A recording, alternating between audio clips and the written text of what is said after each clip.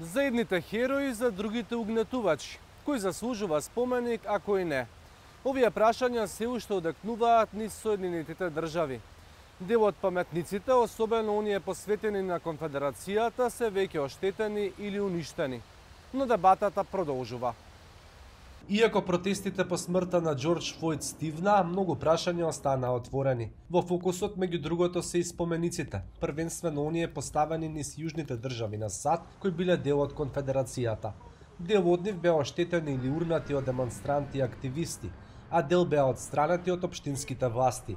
За едни овие паметници изразуваат почит кон регионалното наследство, за други представуваат символ на робството и на расизмот.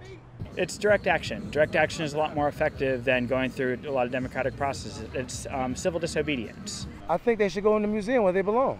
You know, hey, don't destroy it. That's somebody's history. Hey, it is what it is. You know what I'm saying? Agree with it or not. Но освен генералите и борците од граѓанската војна, цел на напади се и други личности. Во Њујорк дел од граѓаните бараат отстранување на споменикот на председателот Теодор Рузвелт, бидејќи сметаат дека е понижувачки за домородните американци и за афроамериканците. Друга мета е Колумбо, италијанскиот морепловец кој прв стигнал до Америка пошто започнал и процесот за колонизација, кој според критичарите имал катастрофални последици за локалното население кое веќе живеело тука. Но има и помалку чудни ситуации.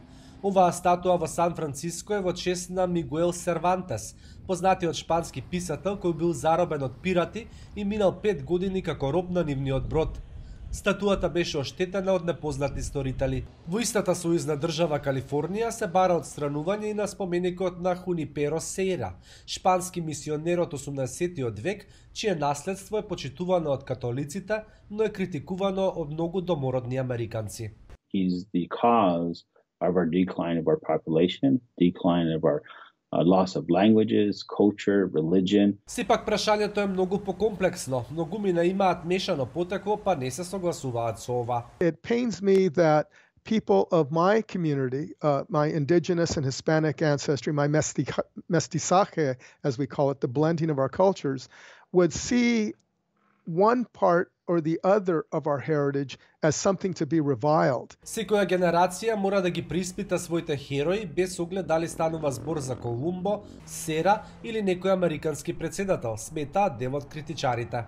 We're making history. And so when 100 years from now, people are going to read this in textbook and say, this is what the people did to better the lives in America, to make sure there's more inclusion. Оние кои се на спротивната страна пак велат дека критичарите не знаат доволно историја.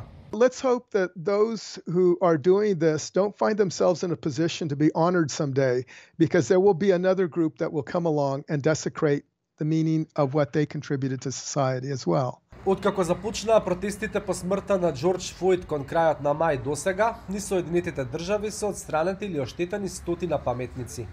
Кон крајот на јуни председателот Доналд Трамп донесе извршна наредба која има за цел да ги заштити спомениците и во која се потенцира дека нивното намерно оштетување или отстранување е противзаконско. По се изгледа дебатата нема да биде наскоро затворена.